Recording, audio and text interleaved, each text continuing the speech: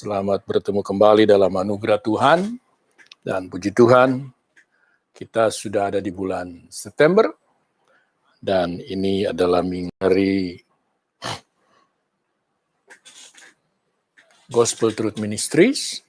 Dan buat sahabat-sahabat Gospel Truth Ministries, terima kasih sudah setia untuk tetap mengucap syukur dalam segala hal. Puji Tuhan, dan hari ini kita akan mempelajari firman Tuhan yang saya beri judul, Iman bukanlah untuk melihat dan merasakan Tuhan. Memang judulnya sepertinya sedikit bagaimana begitu ya. Tetapi sebetulnya secara harafiah memang demikian. Memang iman bukanlah sesuatu yang kita gunakan untuk melihat Tuhan secara nyata. Tetapi iman berbicara sesuatu yang Tuhan berikan, supaya kita dapat mengerti, menerima keselamatan yang Tuhan berikan, bahkan hidup di dalamnya dengan segala sesuatu sesuai dengan firman-Nya. Nah, saudara kasih Tuhan, mari kita lihat firman Tuhan. Katanya, orang berkata, perlihatkan, iya, pada saya, maka saya akan mempercayai engkau. Tetapi Tuhan berkata, iya, percayalah kepada saya, maka engkau akan melihat segala sesuatu yang kukerjakan. Nah, saudara kasih Tuhan, di dalam firman Tuhan kita tahu bahwa iman adalah dasar dari segala sesuatu yang kita harapkan, atau sesuatu yang kita inginkan itu berdasarkan iman atau percaya. Ya, karena kalau saudara menginginkan sesuatu, lalu saudara tidak percaya, ya itu bukan iman, itu hanya keinginan. Kenapa? Karena kalimat berikutnya di dalam Ibrani 11 ayat 1 ini adalah, dan bukti dari segala sesuatu yang tidak kelihatan. Ya, luar biasa. Artinya, jika saudara beriman dalam suatu atau apapun yang ingin saudara harapkan, ya, saudara harus percaya bahwa saudara sudah memilikinya, karena itulah iman. Mungkin agak membingungkan. Saudara lalu mengatakan bahwa bagaimana saya harus percaya? Saya belum memilikinya, saya belum mendapatkannya. Nah, disinilah kita harus mengerti bahwa jika saudara katakan, bagaimana saya harus percaya, saya belum melihatnya, berarti itu bukan iman. Kadang-kadang kita sulit memahaminya, karena sebetulnya berbicara tentang iman, ini adalah perihal hubungan rohani dengan Tuhan yang tidak terlihat. Sehingga kalau segala sesuatu kita harus katakan kita melihat baru percaya, maka sebetulnya kita tidak berhubungan dengan Tuhan, kita sedang berhubungan dengan manusia. Oke, kita lanjut firman Tuhan.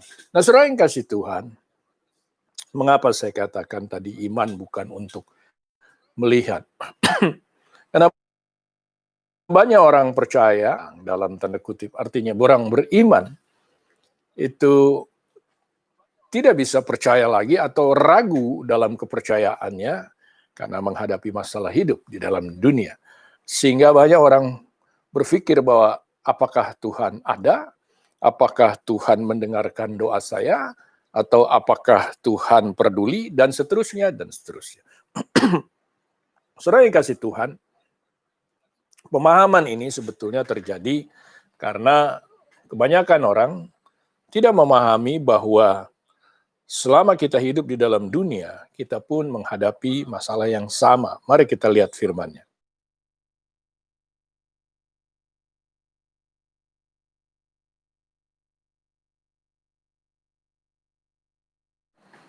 Maksudnya yang sama itu, mari kita baca saja ya. Orang percaya pun mengalami masalah, atau orang yang mengenal Tuhan, orang yang sudah diselamatkan, kalau boleh dikatakan demikian, akan mengalami masalah di dalam hidupnya dan akan mengalami kekhawatiran di dalam hidupnya. Paulus menjelaskan di dalam Roma 8 ayat 22, sebetulnya satu rangkaian di dalam Roma 8 ini menjelaskan dengan lebih detail lagi. Tetapi mari kita lihat saja dua ayat ini dulu. Sebab kita tahu, kita itu maksudnya semua orang percaya bersama juga Paulus dalam hal ini. Sebab kita tahu bahwa sampai sekarang, sampai saat itu, bahkan sampai sekarang, segala makhluk sama-sama mengeluh. Ada keluhan. Keluhan ini dalam arti sesuatu yang disampaikan atau sesuatu yang diekspresikan oleh manusia karena menghadapi masalah. Ya, dikatakan mengeluh dan sama-sama merasa sakit. Ternyata bukan hanya keluhan, tetapi ada yang dirasakan. Memang di sini bahasa Paulus, bahasa kiasan. Merasa sakit bersalin, ya tidak mungkin Paulus mengatakan ini dalam pemahamannya sebagai orang yang pernah merasakan sakit bersalin. Dia bukan wanita dan dia juga tidak menikah, jadi dia tidak bisa berempati dengan yang namanya sakit bersalin. Tapi sakit bersalin ini berbicara sebagai kondisi rasa sakit pada saat seorang wanita bersalin. Ya, dan mungkin lebih jelasnya ibu-ibu lah yang bisa menjelaskan sakitnya seperti apa. Tapi kiasan ini menjelaskan bahwa semua orang sebetulnya merasakan penderitaan di dalam hidupnya. Ya, di sini di perumpamaan sakit bersalin artinya ada sesuatu. Karena kalau orang bersalin itu adalah orang yang atau ibu-ibu ya mengatakan bahwa ya, mereka menghendaki, mereka rindu untuk memiliki anak, kecuali yang tidak memang diinginkan atau ada yang katanya tidak sengaja. Ya, setiap ibu yang hamil selalu merindukan untuk melahirkan anaknya. Tetapi sebelum mereka melahirkan, mereka akan mengalami apa yang dikatakan sakit bersalin atau sakit di mana pada saat anak itu keluar ke dalam dunia, ya, atau masuk ke dalam dunia, keluar dari rahim ibunya. Nah, saudara yang kasih Tuhan, maksud Paulus ini adalah bahwa di dalam kehidupan manusia, siapapun dia, kata dia, ya, di sana dikatakan kita sama-sama mengeluh, bahkan merasakan masalah di dalam hidup ini, akan merasakan penderitaan di dalam hidup ini, khusus kata bersalin ini, menjelang kita masuk ke dalam sesuatu yang baru, atau di dalam dunia yang baru.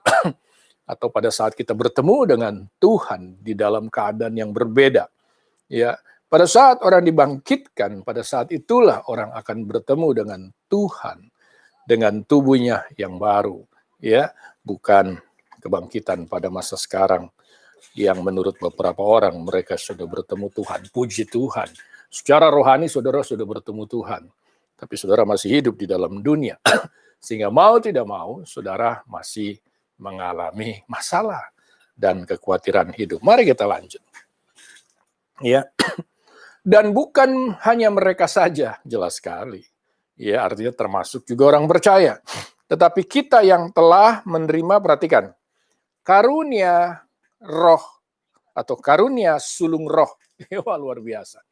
Karunia sulung roh ini atau roh awal berbicara roh Kristus, sudah dikasih Tuhan. Roh Kristus sudah ada di dalam kita, ya. Bahkan kalau saudara baca di ayat-ayat yang lain, nanti kita akan melihat bahwa justru Tuhan sudah mempersiapkan kita dengan menaruh rohnya di dalam hidup kita sebagai jaminan untuk apa yang kita terima nanti. Jadi kalau ada yang percaya bahwa saudara sudah menerima sesuatu sekarang, ya silakan ambil. Tapi saya percaya bahwa ada sesuatu yang lebih besar yang akan kita terima. Dan dia sudah berikan jaminannya di dalam rohnya yang ada di dalam hidup kita, dalam hati dan pikiran kita. Nah, kembali lagi. Dikatakan di sana, kita yang sudah menerima karunia sulung pun, kita juga mengeluh dalam hati kita. Wow. Sambil menantikan pengangkatan sebagai anak, yaitu pembebasan tubuh kita. Jelas sekali Paulus, ya. Jadi kalau ada yang mengatakan, ya pengangkatan sebagai anak itu sekarang, ya sebagai anak rohani jelas. Tapi pengangkatan sebagai anak sebagai manusia yang sempurna di hadapan Tuhan, yaitu pembebasan tubuh kita. Saudara akan melihatnya nanti. Nah, dalam menunggunya, dalam menghadapinya, disinilah manusia atau orang percaya akan menerima atau akan menghadapi banyak masalah di dalam hidupnya. Intinya hari ini kita harus pahami, walau ya, lalu saudara mungkin sibuk melayani di sana, ya, dan apapun saudara bisa berikan, saudara berikan kepada Tuhan, ya, perpuluhan, peratusan, saya tidak tahu berapa yang saudara berikan, ya. Lalu saudara berpikir bahwa saudara tidak akan kena masalah. Tidak mungkin. Ya, selama manusia hidup di dalam dunia ini dengan tubuhnya yang fana, di dalam dunia yang fana, pasti ada masalah di dalam hidupnya. Saudara yang kasih Tuhan, kita pun sekarang ada di dalam masalah, khususnya masalah pandemik. Ya, kita berharap sudah berapa bulan lewat, 6 bulan lewat, 6 bulan lebih mungkin, ya. Keadaan makin membaik, tapi ternyata justru di Indonesia, khususnya Jakarta, semakin banyak yang terpapar COVID dan semakin mudah bermutasi sehingga hidup ini tidak menyenangkan, saudara yang kasih Tuhan.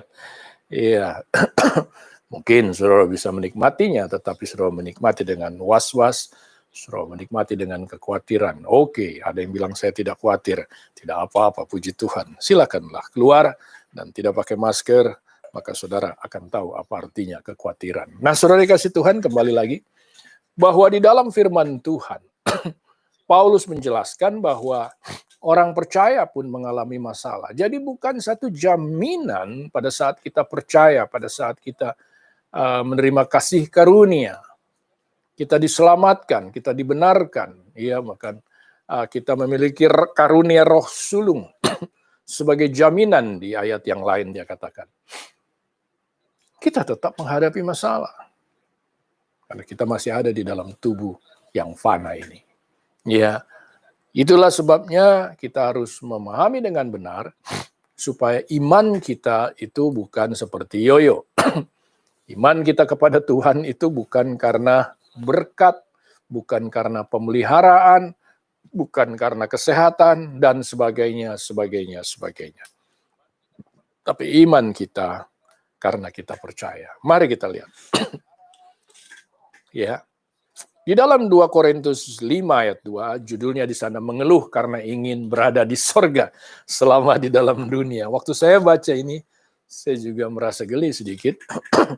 Karena ada beberapa orang mengatakan mereka sudah di sorga. Ya, sorga dunia mungkin ya. Kalau saudara sudah di sorga, saudara tidak akan merasakan sakit, tidak akan takut dengan pandemik, ya kan? Ya, saudara tidak akan merasa khawatir, ya. Saudara akan bersuka cita memuji Tuhan terus, ya kan? Nah, itulah suasana surga. Ada yang bilang, Pak, suasananya ada di sini.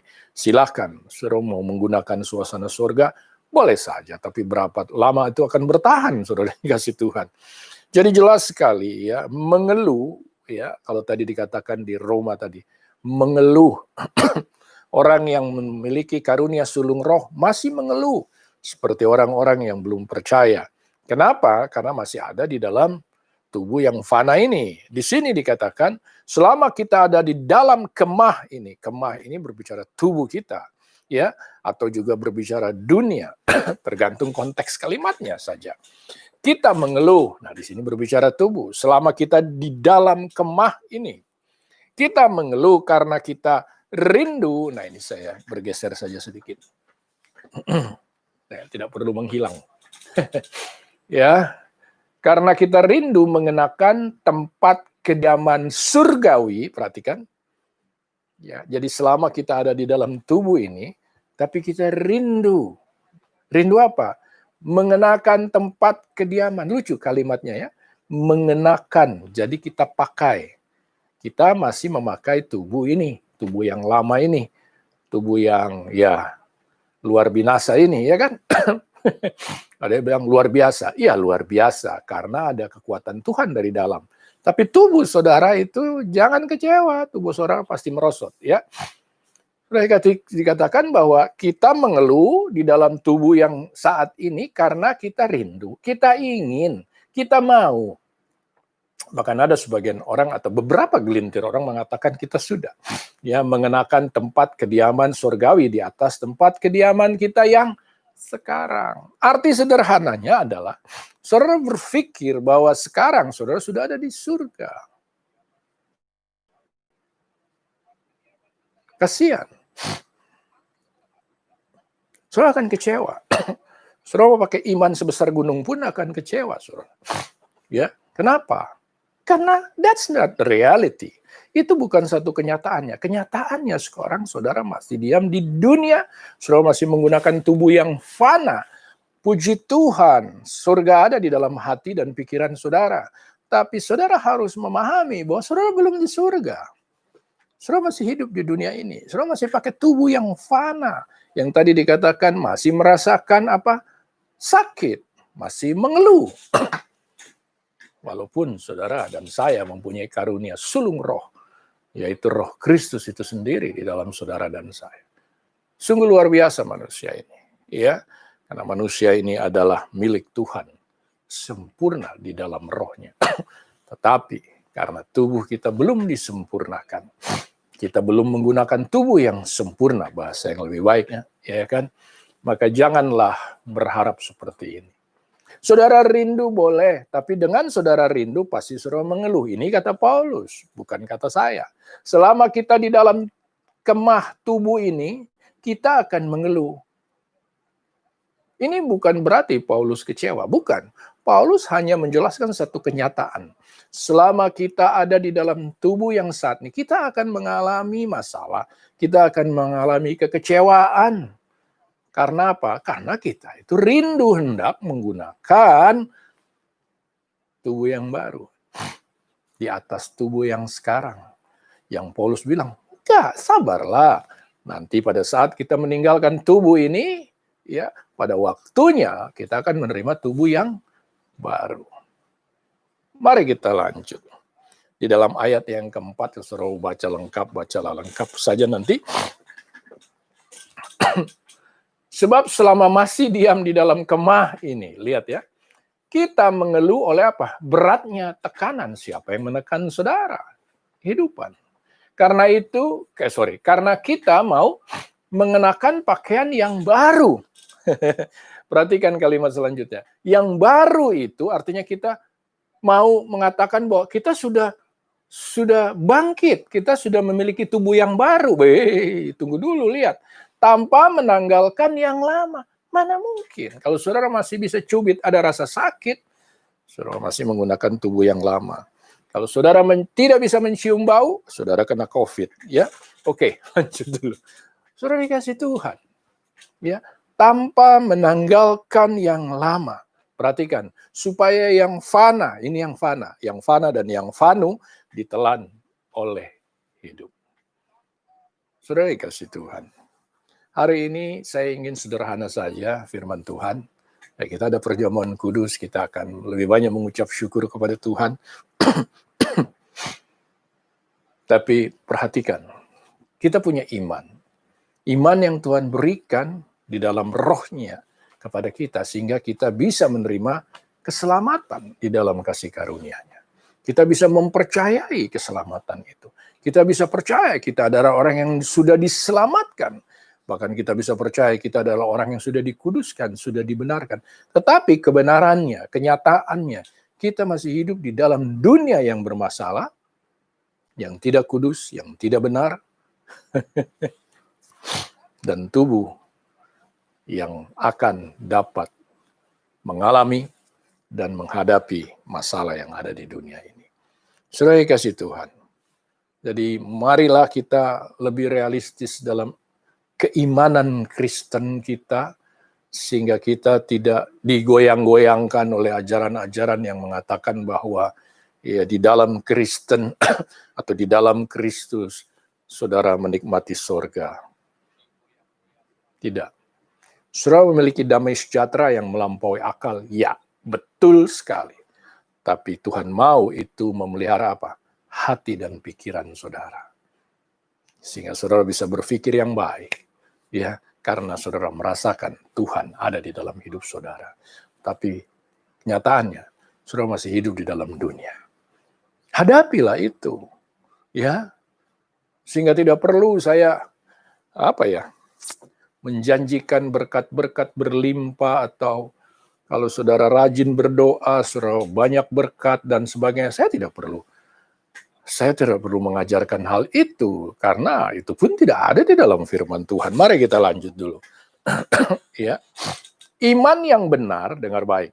Iman, kepercayaan, keyakinan, mempercayai Tuhan yang benar adalah kekuatan yang melimpah selama hidup kita di dunia. Oh Pak, seperti apa iman seperti itu? Mari kita lihat.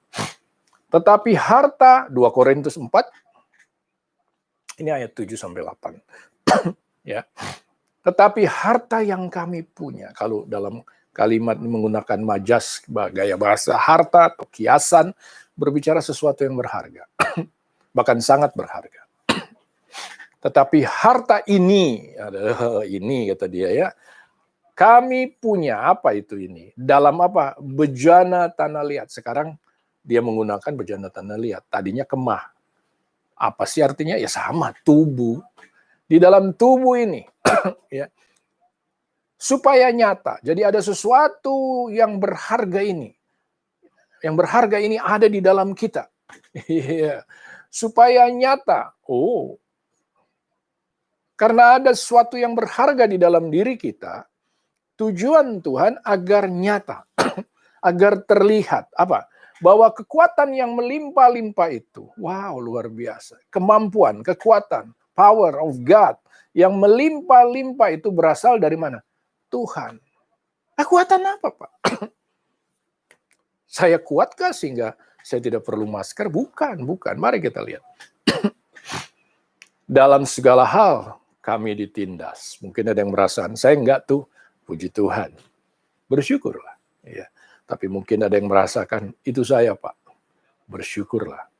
Karena ada kekuatan Tuhan untuk menghadapinya. Namun tidak terjepit. Wah, bahasanya. Kata ditindas ini sebetulnya dianiaya. Ya. Apapun bahasa aniaya juga ada ya. Apapun yang saudara ingin gunakan, artinya ditindas, ditekan, apapun caranya. Bagaimanapun bentuknya, siapapun saudara, karena saudara percaya Kristus, lalu saudara ditindas. Ya, dalam kehidupan saudara, dalam usaha pekerjaan, bahkan lingkungan. Percayalah, karena ada kekuatan Tuhan, saudara tidak akan merasa terjepit, tidak akan merasa bahwa saudara tertekan, walaupun ditindas. Kenapa? Karena ada damai sejahtera yang melampaui segala akal. Karena ada kekuatan Tuhan yang selalu memampukan saudara menghadapinya. Masih ingat jawaban doa? Ada kekuatan Tuhan yang memberikan jalan keluar, bahkan memampukan saudara menghadapi masalah saudara. Kami habis akal. Repot nih kalau habis akal. Ya, bukan gila. Kalau gila itu ya, akalnya agak setengah miring sedikit. Habis akal, namun tidak putus asa. Mungkin saudara berpikir hari ini, saya nggak tahu mau gimana lagi. Ya, banyak masalah yang kita hadapi hari-hari ini. Ya, apapun itu. Ya, tadi pagi saya membaca satu grup, satu komunitas kawan-kawan saya mengatakan bahwa minta tolong karena ada masalah dalam keluarganya sehingga overwhelming, sehingga dia katakan, saya habis akal. Saya nggak tahu harus bagaimana, saya terpaksa menuliskan ini di media sosial, karena saya tidak tahu harus menghadapinya seperti apa. Pendek cerita, ya, sahabat itu tidak mempunyai apa-apa lagi di dalam hidupnya, bahkan untuk tinggal pun dia sudah tidak punya. Menyedihkan. Ya, tapi jikalau saudara punya Kristus, ada kuasa, kekuatan di dalam saudara, bukan di luar. Ya. Saudara tidak akan putus asa. Luar biasa bukan? Inilah iman yang benar. Iman yang benar bukan saudara katakan saya mau melihat Tuhan. Saya mau melihat Tuhan bekerja di dalam hidup. Puji Tuhan di dalam hidup. Tapi kebanyakan katanya di dalam hidup. Tapi yang diminta sebetulnya yang di luar hidup. Bukan. Mari kita lihat, ya. Kami dianiaya, namun tidak apa? Ditinggalkan. Mungkin saudara seperti ditinggalkan banyak orang, disakiti oleh banyak orang, tapi Tuhan tetap setia di dalam hidup saudara. Tidak ditinggalkan sendirian, kami dihempaskan. Ini dalam bahasa aslinya ini udah mati sebetulnya. Dihempaskan, dilempar ke bawah. Hancur sudah, namun tidak binasa. Luar biasa. Karena apa? Karena ada kekuatan Tuhan. Kekuatan yang berasal dari Tuhan. Di mana? Di dalam bejana tanah liat ini. Itulah yang harus saudara bersyukur. Jangan saudara bersyukur bahwa saudara sudah di dalam surga. Jangan saudara bersyukur bahwa tubuh saudara sudah baru. Tidak mungkin. Apa yang baru? Ini yang harus baru. Cara berpikir yang benar. Ya. Jangan mau dibodoh-bodohin ya. Oke, mari kita lihat. Ya. Harta ya yang diberikannya di dalam tubuh bukan rekening bank. Oke, ini saya punya komen saja. Ya, karena kebanyakan orang itu lebih fokus kepada tawaran dunia. Ya, bukan tawaran Tuhan melalui firman-Nya. Ya. 1 Korintus 2 ayat 5, supaya iman kamu jangan bergantung kepada hikmat manusia, tetapi kekuatan Tuhan. Luar biasa. Pada hari ini, iman saudara bukan untuk melihat Tuhan, bukan untuk merasakan Tuhan. Namanya orang bilang kalau saya menyembah baru saya merasakan Tuhan. Puji Tuhan, tapi so sad. Setiap saat pun saudara bisa memahami bahwa Tuhan ada di dalam hidupnya. Dan tidak perlu saudara rasakan, saudara keluarkan melalui kehidupan saudara. Sebagai kekuatan apa tadi? Yang berlimpah-limpah. Pada saat seorang menghadapi masalah lalu bisa mengucap syukur, walaupun dengan berlinangan air mata, saya katakan orang itu memiliki Tuhan. Orang itu memiliki iman yang luar biasa. Saudara akan bertemu Tuhan, bukan melihat Tuhan. Saudara akan percaya Tuhan, bukan merasakan Tuhan. Kenapa? Karena di dalam hidup saudara, dia ada sebagai apa? Kekuatan yang berlimpah-limpah. Dikatakan di sana, ya, kami dihempaskan, namun tidak binasa. Paulus di 1 Korintus 2 ayat 5 tadi, supaya iman kamu jangan tergantung pada hikmat manusia. Jadi mau apa kata orang, kepintaran orang, menggunakan firman atau apapun, ya, jangan saudara tergantung dengan hikmat mereka. Hikmat saudara tergantung kepada Tuhan. Kekuatan Tuhan itulah yang membuat iman kita bekerja. Hari ini, marilah kita bersyukur kepada Tuhan karena kekuatan yang melimpah itu ada sebenarnya. Tapi satu hal, bebaskan dulu pikiran saudara bahwa jangan selalu berpikir bahwa saudara akan imun. Sebagai orang Kristen tidak akan menghadapi masalah. Tidak mungkin. Apalagi saudara mengatakan bahwa saudara sudah di surga. Hati-hati saudara. Surga dunia mungkin. Oke. Lalu bagaimana memahaminya? Mari kita lihat 2 Korintus 4 ayat 16. Paulus kembali. Sebab itu kami tidak tawar hati. Jadi kuncinya jangan kecewa. Tawar hati itu kecewa. Oke, ada masalah. Oke, bisa kecewa. Tapi jangan merasa selalu kecewa di dalam hidup ini. Iya. Meskipun manusia lahiriah kami, apa katanya? Merosot. Jelas? Siapa yang mengatakan sudah bangkit, ya lihat-lihat saja. Saudara makin keriput apa makin muda. Kalau saudara makin keriput atau makin renta tua, something wrong with your faith. Oke, mari kita lihat. Ya, tetapi meskipun manusia lahiriah kami semakin merosot. Namun manusia apa? Batinia kami diperbaharui. Apakah langsung baru? Tidak. It's a process dari hari ke sehari. Hari ini, firman Tuhan hanya mengajarkan Kita adalah orang yang paling beruntung di dalam dunia. Kenapa? Karena karunia Roh Sulung ada. Karunia Roh Yesus itu ada.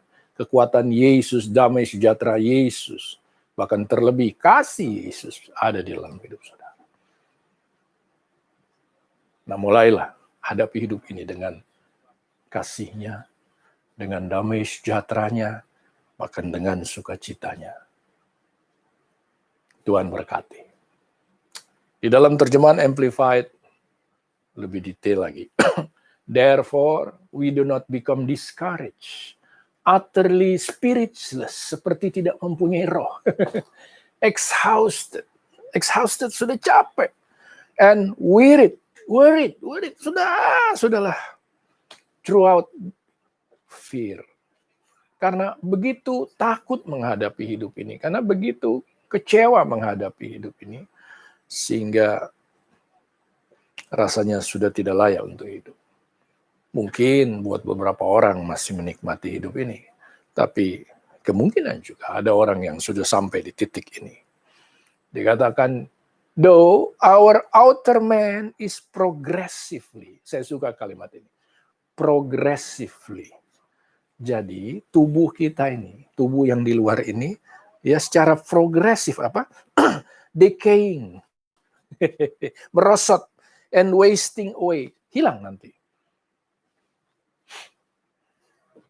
Yet our inner self is being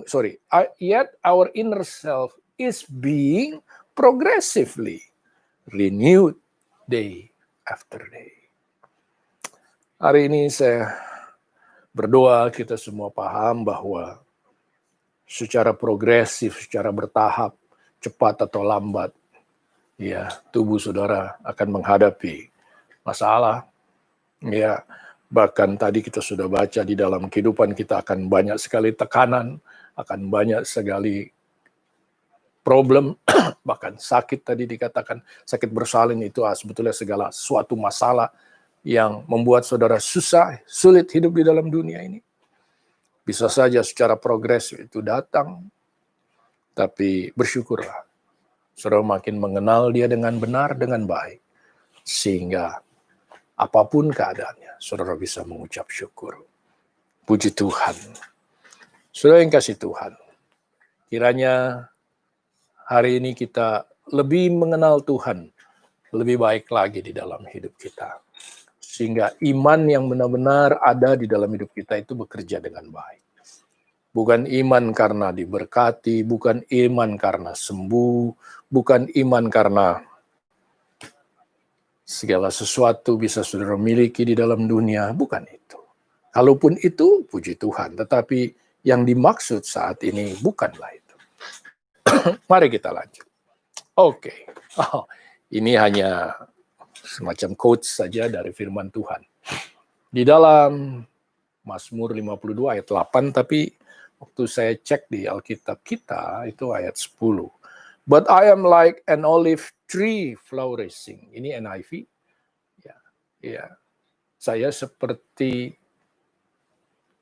pohon olive yang berkembang terus, berbuah terus in the house of God, di rumah Tuhan. Artinya di dalam hidup saudara. Tubuh saudara itu rumah Tuhan.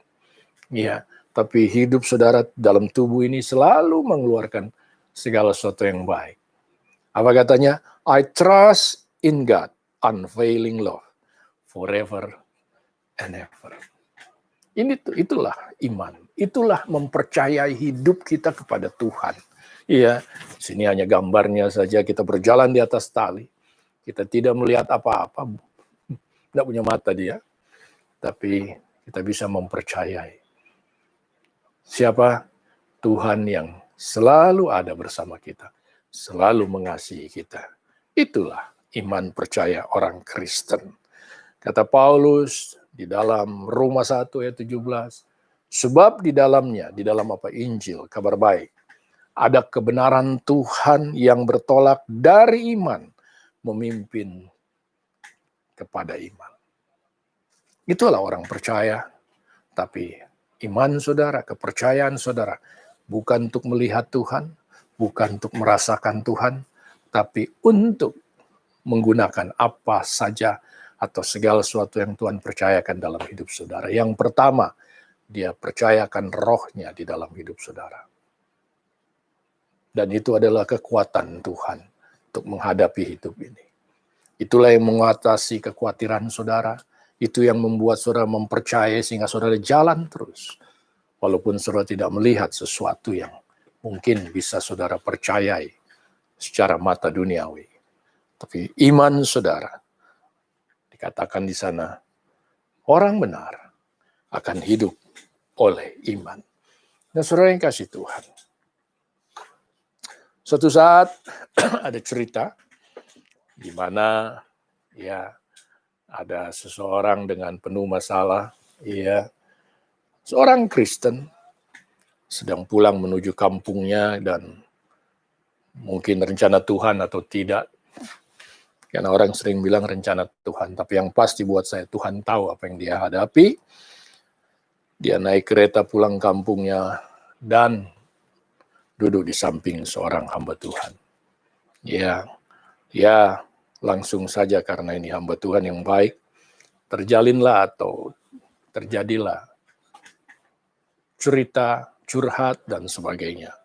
Dia katakan bahwa dia sudah tidak bisa melihat lagi masa depannya dan sebagainya, ya kan? Dia hanya melihat semua tidak mungkin, lalu dia minta nasihat. Si hamba Tuhan ini agak bingung juga sedikit, tapi kebetulan dia cepat tanggap. Kereta mereka berjalan, ini bukan kereta Shinkansen, kereta jalan pelan. Mereka melihat ada satu peternakan di mana pas dia lihat ada seekor sapi, kepalanya melongok. Melongok itu apa sih? Melihat di atas tembok pagar yang pembatas kandang sapi itu. Lalu si pendeta itu bilang begini, hamba Tuhan, dia bilang, coba lihat sapi itu. Ya, di depannya ada tembok katanya. Tapi selama dia tunduk ke bawah, dia akan melihat tembok. Tapi kalau dia berusaha lihat ke atas, ke depan sedikit, dia akan melihat ada sesuatu di balik tembok itu. Hari ini saudara yang kasih Tuhan, maukah kita tetap percaya bahwa apapun keadaan kita, apapun kata orang, apapun mungkin ramalannya, ya beritanya, tapi percayalah, ya Tuhan tetap menyertai kita. Percayalah akan ada kekuatan dari hari ke hari yang diperbaharui Tuhan di dalam diri kita untuk menghadapi hidup ini. Di dalam firman ini, iman kepada Kristus bukanlah untuk melihat dan merasakannya, melainkan untuk apa? Mempercayai. That's faith for. That's trust for. Pada saat saudara mempercayai seseorang, saudara tidak perlu meminta terus kepada orang itu. Saudara tidak perlu melihat orang itu karena saudara percaya. Tapi yang pasti, saudara pasti melakukan apa yang orang itu minta kepada saudara untuk lakukan. Sebab hidup kami adalah hidup karena percaya. Orang Kristen hafal ayat ini bahkan di quote, tetapi selalu mereka menunggu untuk melihat. Padahal di sini dikatakan sebab hidup kami adalah hidup karena percaya, bukan karena melihat. Wow. Sekarang saudara paham maksud iman saudara? Iman saudara bukan untuk melihat. Bahkan tadi kita baca di awal adalah bukti atas sesuatu yang belum terlihat. That's faith. Tapi susah karena selama ini di dalam ibadah kita selalu ditanamkan, saudara pasti melihat, saudara pasti diberkati, saudara pasti menerima ini, saudara semua pasti. Bahkan saudara pasti sudah bangkit dan lain-lain. Saudara nggak ada. Yang pasti itu ada di dalam diri saudara. Siapa? Roh Tuhan. Jadi hadapi hidup ini bukan karena melihat. Karena apa? Percaya. Ini maksudnya. Ya. Di ayat sebelumnya atau di pasal sebelumnya, pasal 4 ayat 18, ini ayat juga terkenal. Sebab kami tidak memperhatikan yang kelihatan. Lihat. Apapun yang terlihat di hadapan saudara, yang mungkin merupakan suatu halangan di dalam perjalanan hidup saudara, perhatikan, pertama jangan ditabrak, kedua tidak perlu Anda fokus kepada hal itu. Yang kelihatan karena tidak memperhatikan yang kelihatan, melainkan yang tidak kelihatan, karena yang kelihatan, dengar baik, is subject to change. Yang saudara lihat saat ini, percayalah, pasti akan berubah. Saya percaya masa pandemik ini akan berlalu. Saya percaya masalah yang kita hadapi pasti akan bisa kita lalui bersama Tuhan. Percaya, karena yang kelihatan ini berubah. Ya bukan? Pasti berubah. Saudara kasih Tuhan. Karena yang kelihatan ini apa? Sementara. Tidak kekal. Sedangkan yang tak kelihatan adalah apa? Kekal. Apa itu yang tidak kelihatan? Roh Kristus di dalam diri saudara. Damai sejahtera Kristus yang dalam diri saudara. Kebenaran Kristus, sukacita Kristus yang ada di dalam diri saudara. Iman saudara hanya berdasarkan itu. Bukan karena saudara melihat. Bukan karena saudara melihat, saudara sudah dijawab doanya. Bukan. That's not faith. Saudara yang kasih Tuhan. Iman kepada Kristus yang tidak kelihatan. Tapi harusnya kekuatan Kristus terlihat keluar melalui kehidupan kita. Itulah akibat iman saudara. Hari ini saya bersyukur kalau kita semua boleh menikmati hidup ini di masa yang mungkin sulit, ya, mungkin tidak enak kita hadapi, tapi percayalah, pasti ada perubahan. Kenapa saudara percaya?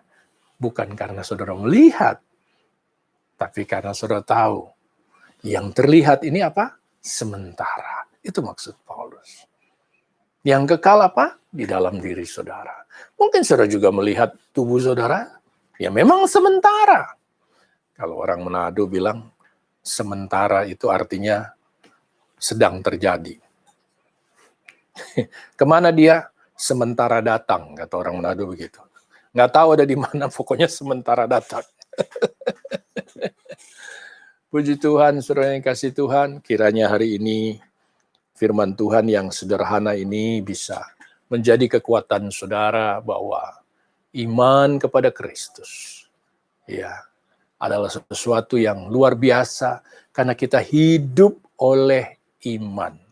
Dan karena iman. Dan iman itu gunanya apa? Untuk mempercayai bahwa roh Kristus yang luar biasa itu ada di dalam hidup saudara dan saya. Tuhan berkati. Mari kita berdoa. Bapa, terima kasih untuk firman-Mu. Berikan kami hikmat lebih baik lagi, lebih memahami lagi, sehingga kami mengerti bahwa kami memiliki Engkau yang hidup di dalam kami, dengan hikmat yang luar biasa, damai sejahtera yang luar biasa, bahkan kekuatan yang luar biasa ada di dalam kami. Sehingga kami boleh menghadapi hidup ini, bahkan menikmati segala permasalahan hidup ini. Di dalam Engkau Tuhan, kami dapat menanggung segala sesuatu. Karena Engkaulah yang memberi kekuatan, bahkan kemampuan untuk menghadapinya. Tuhan berkati. Sebentar kami akan melakukan perjamuan kudus. Engkau berkati umat-Mu yang mengambil bagian di dalamnya. Karena perjamuan kudus ini berbicara tentang Engkau yang sudah telah memberikan satu perjanjian yang luar biasa. Perjanjian yang tidak dapat dibatalkan oleh siapapun. Yaitu darah dan tubuh-Mu di kayu salib. Perjanjian baru ini menjadi bagian kami, dan kami bersyukur ada di dalamnya Tuhan, sehingga pada saat kami makan, minum perjanjian dalam perjamuan kudus ini, kami sedang memberitakan kabar baik-Mu, di mana Engkau sudah memberikan terbaik di kayu salib, mati di kayu salib, bagi seluruh dosa umat manusia. Sehingga siapapun yang telah menerima, bahkan mempercayainya Tuhan, boleh menikmati hidup bersama Engkau selama-lamanya. Dan pada saatnya Tuhan, kami percaya, kami akan bertemu dengan Engkau, dan kami memiliki segala sesuatu yang baru, yang Kau sudah berikan dalam jaminan Roh-Mu, di dalam nama Tuhan Yesus Kristus. Amin. Tuhan berkati. Mari kita minum perjamuan kudus ini. Ya, mudah-mudahan saudara sudah memiliki, ya. Kalau saudara belum, boleh ambil segera, saya tunggu. Ya, dan kalau ada yang bilang saya nggak punya anggur, Pak, ya, ambil apapun, ya, yang bisa saudara minum. Ya, air putih juga boleh, karena ini berbicara apa? Ya, janji, ya, bukan roti sama apa? Sama anggurnya, tetapi maknanya, saudara, ya. Makna dari perjanjian baru ini yang menjadi bagian saudara dan saya. Oke, mari kita baca firman Tuhan, kita bersyukur kepada Tuhan. Sekali lagi, saudara kasih Tuhan, percayalah bahwa Yesus ada di dalam engkau, rohnya. Ya, karena di dalam 2 Korintus 5, ya, ayat yang kelima, tetapi Tuhanlah yang justru mempersiapkan kita untuk hal itu dan yang mengaruniakan roh, ya, kepada kita sebagai jaminan segala sesuatu yang telah disediakan bagi saudara dan saya. Jadi ada jaminan luar biasa di dalam hidup saudara dan saya, itu roh. Jaminan buat apa, Pak? Untuk nanti. Ya, nanti kita akan bertemu dengan Dia. Dan kita akan menikmati segala sesuatu yang baru yang Dia siapkan bagi saudara dan saya. Hari-hari ini kita masih hidup di dalam dunia yang penuh dengan masalah. Bahkan kadang-kadang kita pun jadi sumber masalah. Tapi bersyukurlah ada roh Tuhan sehingga kita bisa hidup di dalam anugerah-Nya. Mari kita angkat, ya, roti ini dan kita berdoa. Bapa, terima kasih untuk janji firman-Mu, ya, di mana Engkau mengatakan bahwa sebelum Engkau diserahkan, Engkau mengambil roti dan memecah-mecahkannya dan mengucap syukur atasnya, dan Engkau pun berkata bahwa inilah tubuhku yang diserahkan bagi kami semua, dan kami perbuat ini sebagai peringatan akan Engkau. Terima kasih Bapa. Kami makan di dalam nama Tuhan Yesus Kristus, karena kami percaya di dalam bejana tanah liat ini adalah tubuh-Mu yang sempurna, yang satu saat nanti Tuhan akan kami gunakan dan kami nikmati di dalam nama Tuhan Yesus Kristus.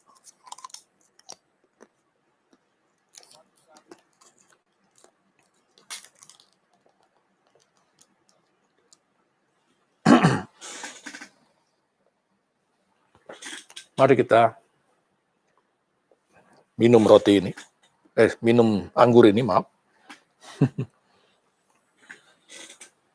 Kita angkat cawan ini dan kita berdoa. Bapak, terima kasih untuk anggur ini berbicara melambangkan darah-Mu Tuhan. Ya, karena Engkau yang mengatakan saat Engkau berikan anggur ini kepada murid-murid-Mu, Engkau berkata, cawan ini adalah perjanjian baru yang dimeteraikan oleh darahku. Berbuatlah ini setiap kali kamu minumnya menjadi peringatan akan aku. Terima kasih Tuhan untuk perjanjian baru ini. Kami bersyukur Tuhan di dalam nama Tuhan Yesus Kristus. Kami percaya memiliki perjanjian baru di dalam Engkau. Dalam nama Yesus. Terima kasih Tuhan. Setiap kali kami makan roti dan minum cawan ini dalam perjamuan kudus-Mu, kami memberitakan kematian-Mu sampai Engkau datang kembali. Itulah iman percaya kami, karena kami percaya Engkau sudah mati bagi kami semua. dan Engkau berikan segala sesuatu yang baik di dalam diri-Mu bagi kami. Dan kami akan bertemu sampai Engkau datang kembali nanti. Dalam nama Tuhan Yesus Kristus. Amin. Saudara yang kasih Tuhan, hari ini kita bersyukur ya karena khotbahnya pendek, salah. Ya, saya berusaha tidak terlalu panjang supaya saudara bisa memahami lebih baik lagi firman Tuhan. Ya, dan saya percaya bahwa ingat, iman kita gunakan untuk apa? Mempercayai Tuhan. Apa yang kita percayai? Ada kuasa Tuhan di dalam diri kita. Kuasa apa itu, Pak? Kuasa untuk menghadapi segala sesuatu. Ya, bukan berarti kuasa untuk melawan, bukan. Kuasa untuk menghadapi. Dengan damai sejahtera Tuhan yang melampaui segala akal. Dan bahkan tidak masuk akal. Akan memelihara hati dan pikiran saudara. Akan bisa membuat saudara menikmati hidup ini di dalam segala permasalahan yang kita hadapi. Percayalah, Tuhan tidak pernah meninggalkan saudara dan saya. Tuhan berkati. Mari kita berdoa. Bapa, terima kasih. Hamba berdoa di dalam nama Tuhan Yesus Kristus, kiranya anugerah, berkat daripada Tuhan Yesus Kristus yang Kau sudah berikan bahkan tinggalkan bagi kami umat-umat-Mu, tetap ada dan tinggal bagi saudara-saudaraku dimanapun mereka berada. Damai sejahtera-Mu itu akan memelihara hati dan pikiran mereka. Damai sejahtera-Mu akan memberikan hikmat yang luar biasa di dalam kehidupan saudara-saudaraku, sehingga apapun yang mereka kerjakan Tuhan yang berkenan, pasti Engkau buat berhasil. Pemeliharaan Tuhan nyata karena Roh-Mu ada bersama kami umat-umat-Mu. Roh Kudus menjadi pertolongan, memberi kekuatan penghiburan bagi semua orang yang percaya. Sampai Tuhan Yesus datang kembali. Diberkatilah saudara dan jadilah berkat. Dalam nama Tuhan Yesus Kristus kami ucap syukur. Amin. Tuhan berkati. Sampai jumpa kembali nanti. Dan stay safe, stay healthy, and be blessed. God bless you.